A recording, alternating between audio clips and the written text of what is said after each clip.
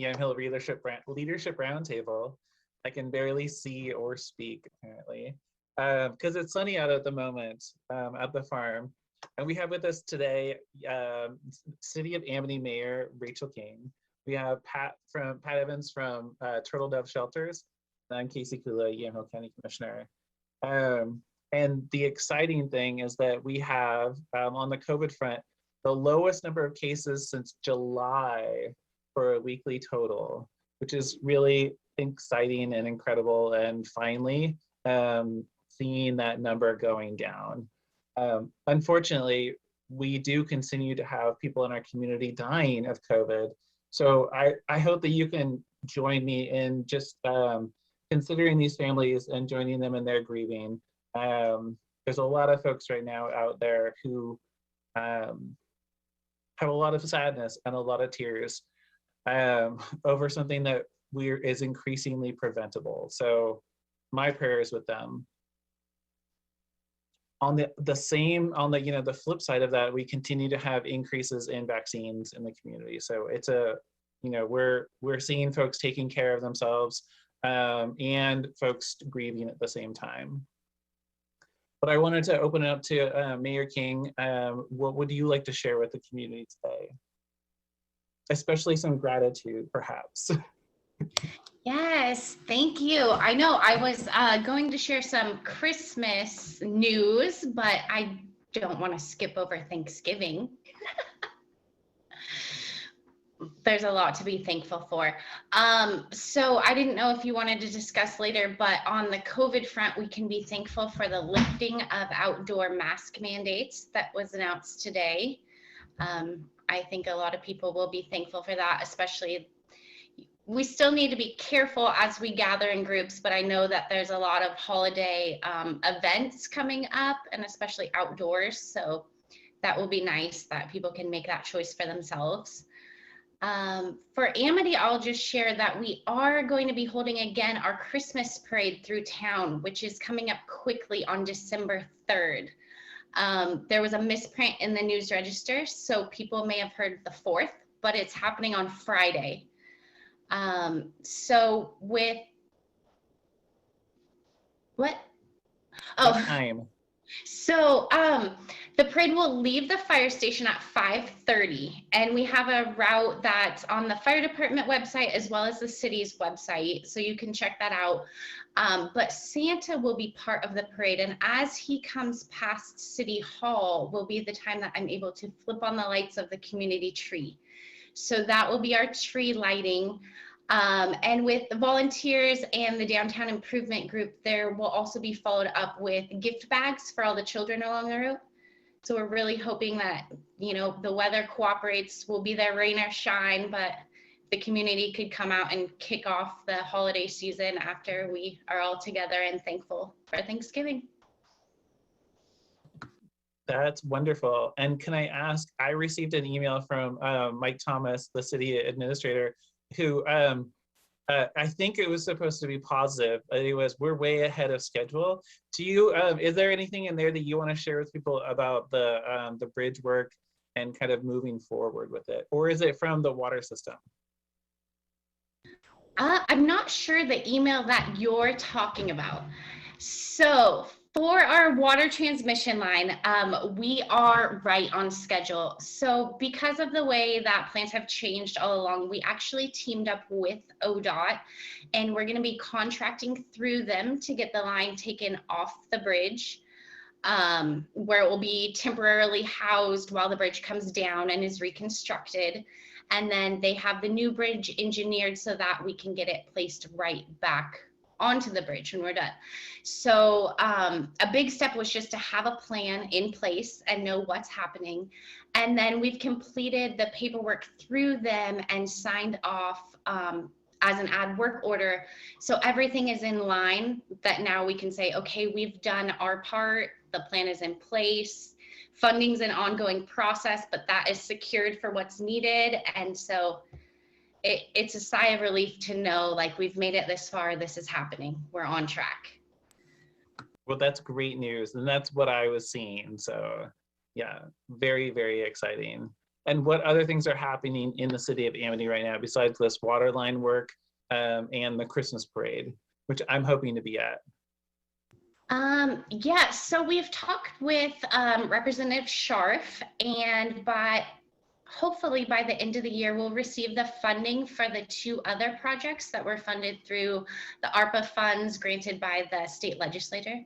And so those projects hopefully will be on track to go to bid at the beginning of the year.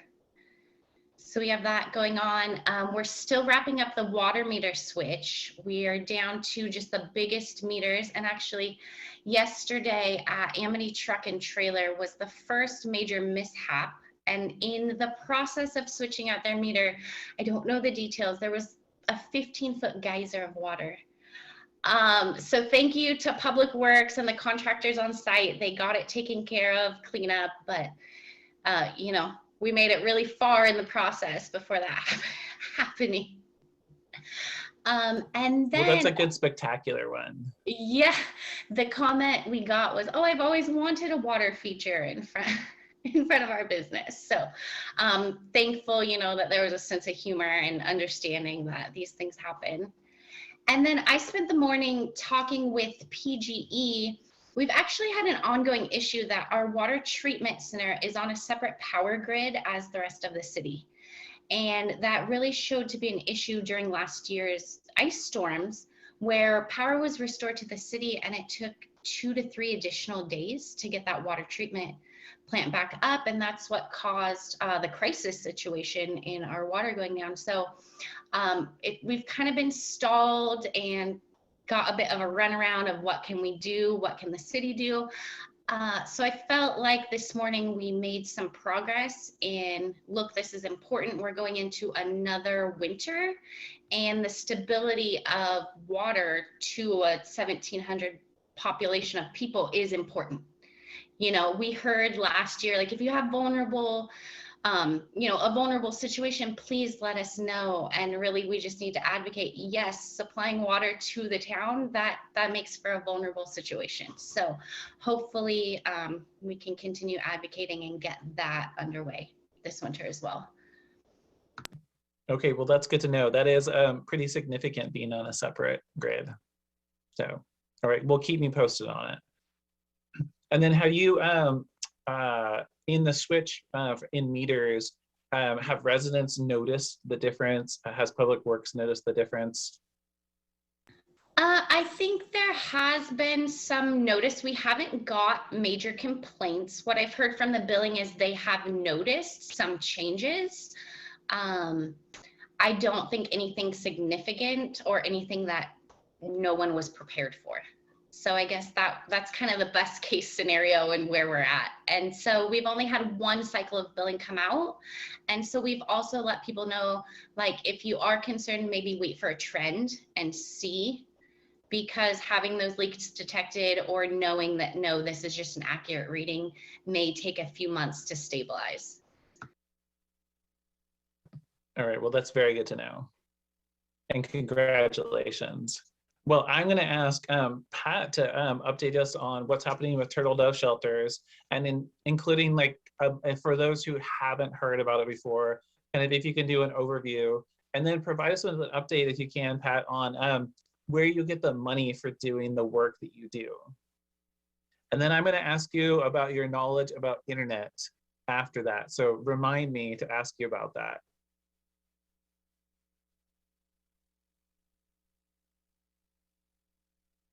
Oh, but I can't hear you.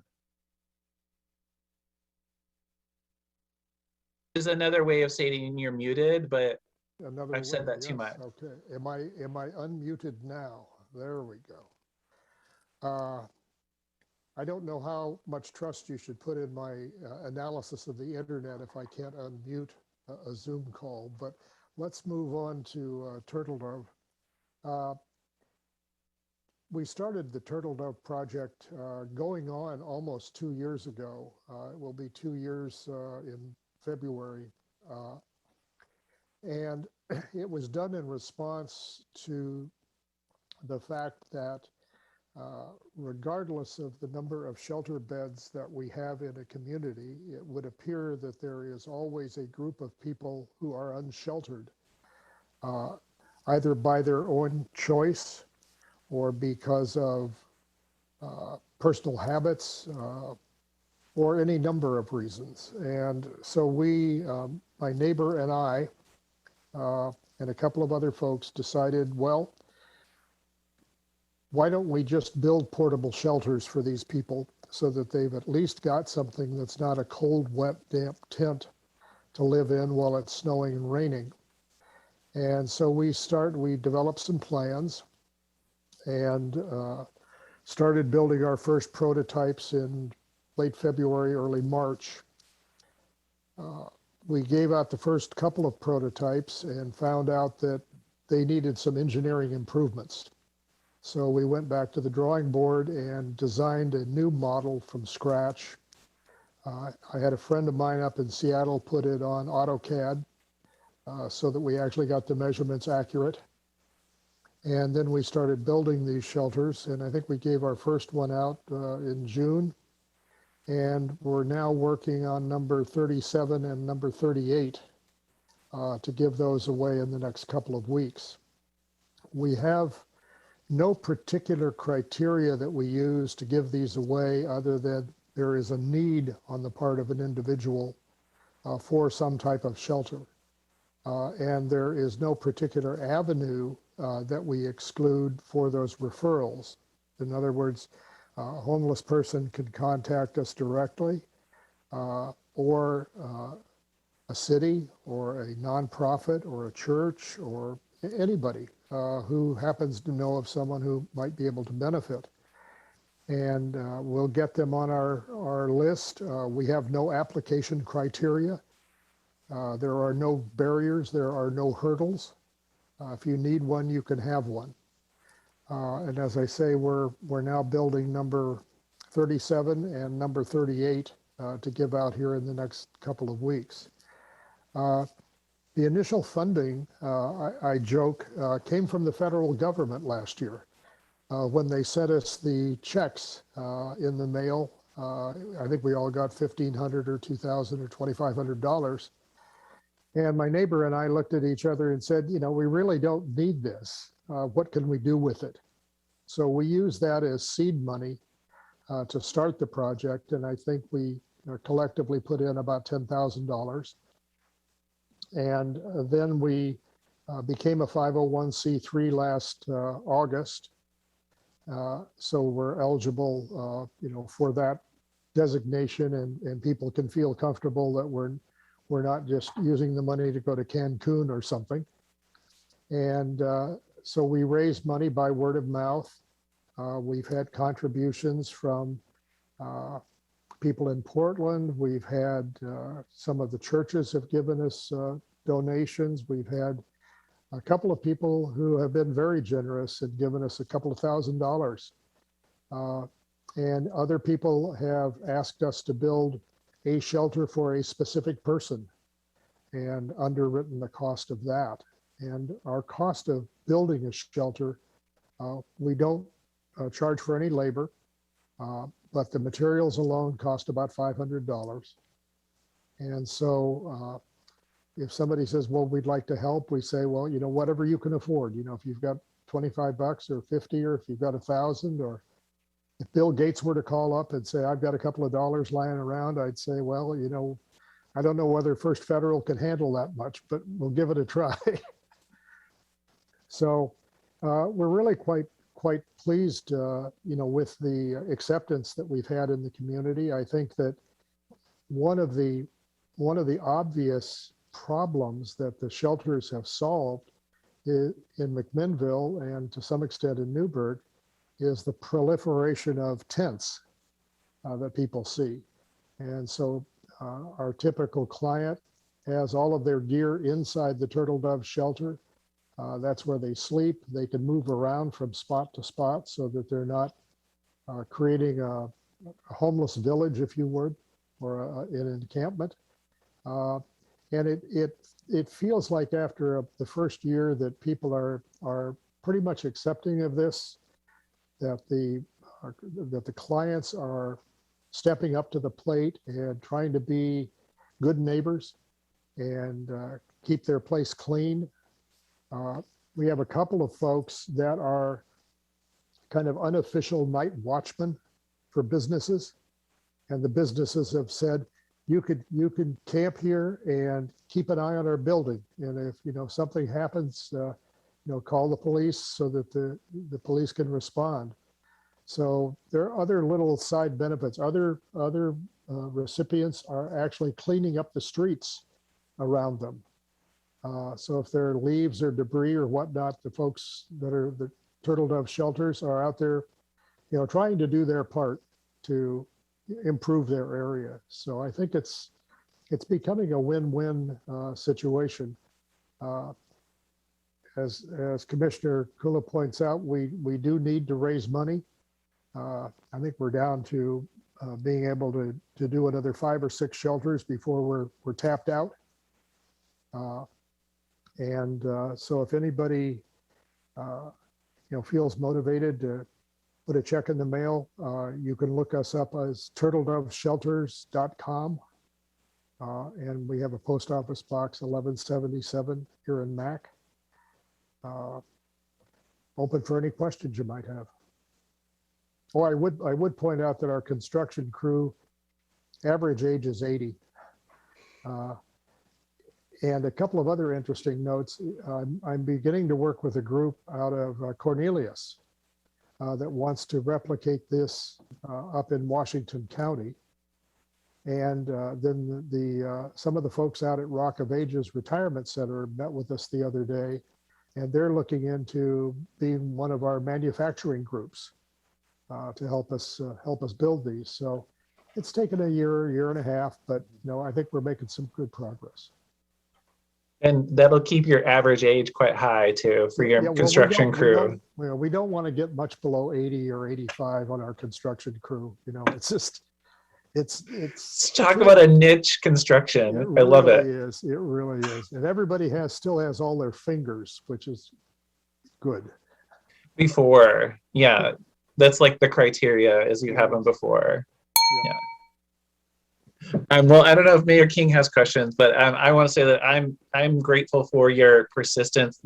Coming up with the idea, working on it, refining it with folks who are using them, and then making sure that they just work for people and the community. So, thank you. Thank you. Yeah, I would echo the same. Just your generosity of your time and talents and thoughtfulness. That's amazing. And then I wanted to ask if someone did have a referral or a person that was in need and wanted to touch bases with you, is the website a good starting place for that? Yes, you can do that, or I'll give you my phone number, 503-914-8977. Well, thank you. I think, having partners in the community and people willing to put in this work to try to help an issue is amazing. The more we can connect, the better. So I appreciate your time and you being here today. Thank you. Yeah, absolutely. And then Pat, on the other hand, you're also a land use and telecommunications person. So I'm going to pitch to you now is that the Yamhill County Board of Commissioners has set aside about 1.3 million of American Rescue Plan dollars for broadband or higher speed internet access and expansion. And then our state legislators are bringing in another 1.9 million. So we have around 3.2 million. It's not enough to do a lot of internet expansion, but it is enough to do some part of the county. And what we've struggled with is knowing exactly what to do with it that's the most effective. Whether it's, do we focus on the folks who don't have any internet right now at a very high cost, or do we increase people's internet options? So I would say you have a lot of experience in this area. What are your thoughts? Well, I think it comes down to where you're going to get the biggest bang for your buck. And my first inclination would be to perhaps partner with the school districts and find out which kids are most impacted by the non-availability of wireless connectivity, particularly the experience that they've had in the last year with COVID and distant learning. I was reading an article the other day that there has been a reduction in test scores among the children during this last year or 18 months. And so that may be a big bang for the buck, is to try to identify those households through the children that are the most impacted.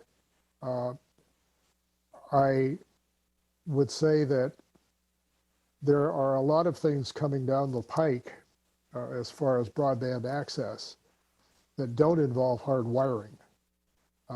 They're blowing satellites up into the low Earth orbit now. I use the word blow up, but that, you know, that's how they actually get them up there is just placing them in low Earth orbit, maybe a better way. A controlled explosion, a rapid oxidation, right? And so it may be in the very, very near future that even for the most remote citizens, broadband access is going to be available through dish, through some type of a dish system that's not going to involve a huge amount of expenditure for infrastructure. And so that, you know, when you look at that, what is that last mile that you're trying to cover with internet? Is it best done through hard wiring, or may it better be done by subsidization of bills that people would receive for that last bit of connectivity? And so I guess I would be cautious about throwing a lot of money at consultants and engineering firms and infrastructure until you began to get a feel for what the next option is. You don't want to hardwire yourself into an expensive proposition when something perhaps cheaper, better, or faster may be coming along here within the next 12 to 18 months, which is probably about the time the checks might be ready. But I think you know, having a couple of different options like that, or if there are pockets of people who are just completely isolated, it may be that may be the opportunity for some hardwire infrastructure, because you've got a critical mass that you could go after rather than onesie twosies. So that would be my off-the-cuff observation. These are wonderful, super helpful thoughts. I know that in the city of Amity, Online Northwest extended good, solid internet to the schools. And then they have they have like a trunk line that ends up in the Yamhill, but the in-between areas have very poor internet, surrounded by very, very good internet. So one of the things that we actually did, the commissioners in 2020, sorry, it was a long time ago, was help cover the cost of new wireless towers to cover the in-between area, essentially between the city, bless you, of Amity and that trunk line where it ended up in the hills, with the thought, like, let's finish this area so that everybody in this region has some coverage. I will say that as a person who likes the sky uncluttered by low Earth orbit satellites that are in a straight line, I'm hesitant to endorse the spending of money on Starlink. Well, I was very disturbed the first time my family observed those up in the sky, not knowing what it was. I'm like, do we call someone? What is this? This doesn't seem right. Now I know, but I understand where you're coming from, Commissioner. well, you're fortunate that you live in an area where there's very little light interference with your view of the sky. But for those of us that live in areas with streetlights, we can't tell the difference. Well, that's a really good point. I will say that a lot of Earth-based satellites, or sorry, Earth-based telescopes, and whether they be visual, the visual spectrum, or other wavelengths, have a hard time getting through. So it's not just me and my desire for a dark sky that gets interfered with, as it were. It's the massive investments in basic science that have gone on over the years that are suddenly obscured. And the company didn't really at the first really seem to care about that. So I know that engineers there are now working diligently to make their microsatellites less reflective, so that we're not seeing light bounce back from it. So in theory, at some point, they will have ones that are just not at all reflective. But when you have thousands of them up there, that's Well, it's technology's gift of Christmas to you year round. Twinkle, twinkle, little stars. yeah, truly. Straight line, having things in straight lines is always kind of weird up in the sky. But I really appreciate those thoughts. Thank you. I know that oh, go ahead, Mayor. Oh, no, I don't mean to cut you off. It was actually a related question, though. So when the commission and the county did the online Northwest work, I know a lot of data collection and surveying went on. Are you able to use that same information that you got, or was it conducted countywide, or was that too company specific to be helpful now in the current situation? No, it's definitely we can access it by working with Online Northwest for sure. Since they are one of the parties who would like to have county funds in order to do work, having them have that information is super helpful, because it means they can present a proposal or a project to us that has very specific communities that will be improved or affected by it. Yeah. It just seems. But oh no, I was just thinking to follow up on Pat's comments about different ways of connecting. It does seem like in some ways we need to have a plan that's flexible and one that doesn't lock us into one particular technology. And part of that is that the federal government has kind of some ongoing funds available for what they deem high-speed internet. But if the speeds don't show up at the level that they require them to be, then we don't get the funding for it. And so then those communities with the technology that's being offered don't gain as a result of it. So it's one of those things I just want to be very careful about, is making sure that we're installing technologies that'll meet the federal definitions. Well, one of the and Mayor, you were going to say something too. Go ahead. Oh, Pat can go ahead. Yeah. I do know that the wireless carriers are coming out with their own broadband applications now also. And I don't know what the up and downlink speeds are, nor do I know what the requirement is for the feds. But I do know that with the 5G system, if enough of those are deployed, you may then have a third or fourth level option for that high-speed internet, and that may be something that you want to keep in mind, and perhaps when wireless carriers are coming to your town saying we need to hang more antennas, see if you can get some understanding of what that means in terms of the future high-speed internet that they're going to be able to offer. That's a very good point. And Mayor King. Oh, I'm just pulling this thought together, as I know that there's a want to not expend money that's not going to put something in the ground or do a survey. You want to get the bang for your buck. But what I'm really hearing is maybe engaging with the level above the specific companies, because there's been a request for information from these companies. What can you do for us? But it really sounds like there needs to be looked into above that. 3.2 million doesn't seem like it's going to go a long ways, but it could, depending on strategic placement of that money.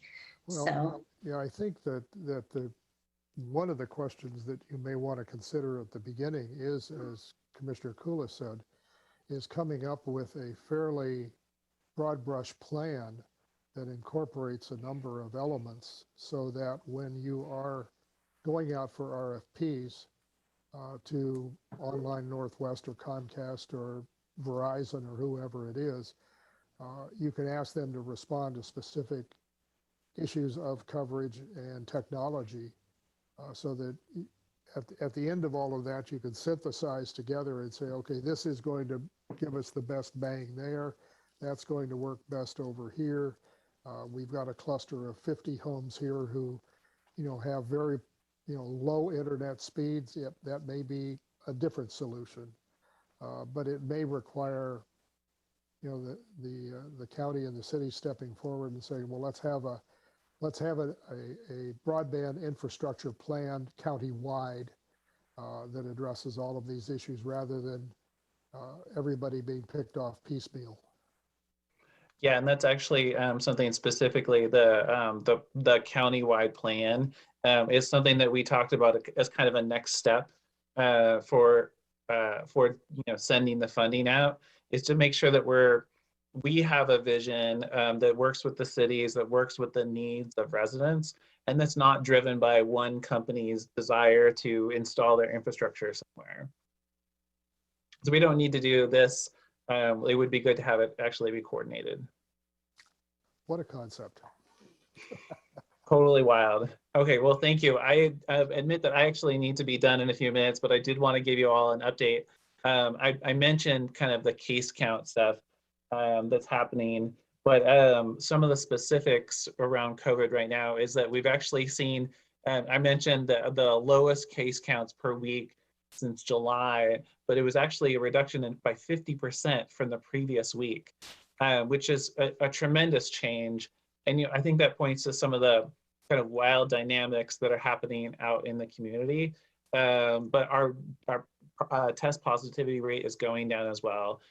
So it is looking very positive, in my view, for the county. And I will note that if folks are looking for a vaccine dose, either for themselves or for their children, if you search in your preferred search engine, Yamhill County Public Health Vaccine Clinic, there's a list of them kind of all around the county on a weekly basis, and they're all drop-in clinics, so you literally can just go into one of them and you'll walk out in 30 minutes or less with a vaccine dose on board. And for folks who've struggled with getting an appointment at like a pharmacy or a doctor's office, it's a really great option to just walk into one of those clinics that's happening every week. Some of them are in the evening, some are in the morning, some are actually all day long. And they're staffed by volunteers in addition to our county paid staff. And so to that end, if people want to volunteer, it is an opportunity. So if you also search for like the vaccine clinics from Yamhill County Public Health, there'll be an option to sign up to volunteer. And it's really fun too.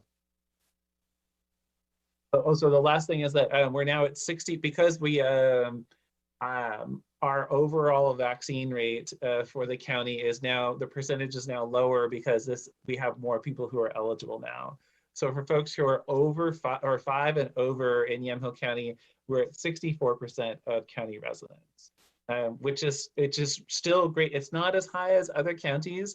And I was at a conference where there were some county commissioners who were bragging about their counties having the highest rates. But I will say that we do have tremendously higher rates compared to some counties in Oregon. And that's due to both people in the community, but also to our public health staff really making an effort to reach out to folks that are hard to work with and hard to find and hard to have time for them to come in for a vaccine appointment. So I'm very proud of the staff who's done a lot of work this year. Are there any last comments before we go out into the Thanksgiving week? I just want to say I'm thankful to see those rates go down. I feel like there was some talk that maybe we saw rates go up after Halloween. And so just a reminder to everyone with Thanksgiving coming up to still be cautious, wash your hands, keep your distance. I know that going into another year of these gatherings being different is tough. But just keep in mind, your vulnerable grandparents. It's, you want to see them, but just keep in mind that we need to be safe and cautious. Yeah, that is a very good reminder that we did see a very large spike that may have been attributed to gatherings around Halloween. Yeah, thank you very much. Okay, well, any other closing thoughts? And Pat, it was really great to have you join us and dig deep into two different things that you know all about. Thank you for allowing me in the group. Oh, it's great to have you here. All right, well, stay safe out there. Remember, if you can get a vaccine, get it. And like Mayor King said, be cautious and be aware of what's happening, and protect our elders. So we will see you next week. Take